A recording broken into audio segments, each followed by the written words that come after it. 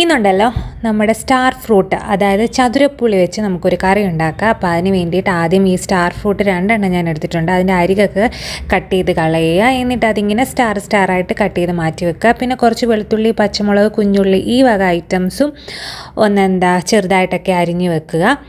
എന്നിട്ട് ഒരു ചട്ടി വെച്ച് എണ്ണ ഒഴിച്ച് ചൂടായതിന് ശേഷം കടുകും ഉലുവയും മുളകും കറിവേപ്പിലയും എല്ലാം ഇട്ടൊന്ന് കടുക് വറുത്തതിന് ശേഷം കുഞ്ഞുള്ളി ചേർത്ത് കൊടുക്കുക. വെളുത്തുള്ളി, പച്ചമുളക്, കറിവേപ്പില ഇതെല്ലാം കൂടെ ചേർത്ത് നന്നായിട്ടങ്ങ് വഴറ്റിയെടുക്കുക. ഇതിലേക്ക് മഞ്ഞൾപ്പൊടിയും മുളക് പൊടിയും മാത്രമേ ഞാൻ ചേർക്കുന്നുള്ളൂ. നിങ്ങൾക്ക് വേണമെങ്കിൽ മല്ലിപ്പൊടി ചേർക്കാം, ഞാൻ മല്ലിപ്പൊടി ചേർക്കുന്നില്ല.